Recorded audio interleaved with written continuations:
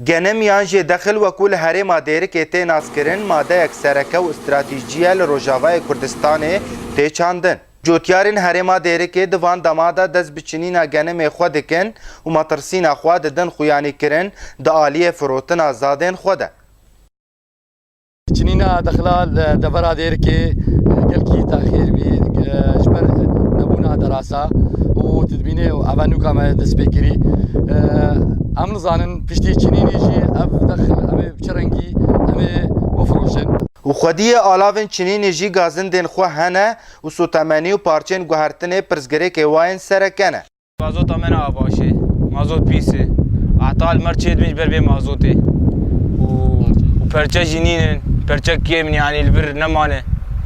اعطال مرچید منم درن یعنی حیام درن هم تینن تنه نجی سر به وان کیم بونه و يعني تشوف بكر بهاي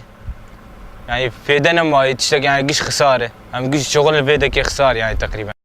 فروتنا زاده هرمه بو پرزگره کو ماترسین لنکجوت کاران و ریوبری گشتی ناوندا دخل و دان لدیرکه دبیجه ام جبر روش اولهی بر همین جوت کاران را دست ناکن مخابن اف قرارات دي افشار صلاة امنا كرج برول مزارعي ما قالك تعدلت كرت والواحات يكرت اف قرارات هاش اداره مذهتي ايصال قرار هاسي مركزي تاني ورنا مكرن او استقبالا موسمي 2014 بكن دو مركزي ملقام شلو ومركزك الحسك او الاداره ما انها تدانيش بر زوفي فازرو فيها يعني بر افشار صلاله قرار هاتيه انه المناطق منوي دارين روشلات قام شلو مراكز زي ما قالك انا نهات نداني حتى نهات برياري قورنا داني انه فكرن مساعدك مزارعي مي روش بكن مع الاسف حتى نها او تشنهات يداني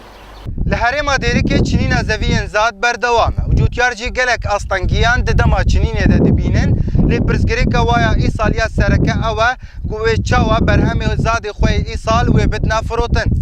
جناف زوین هرما دیرکه اسماعیل علی آرک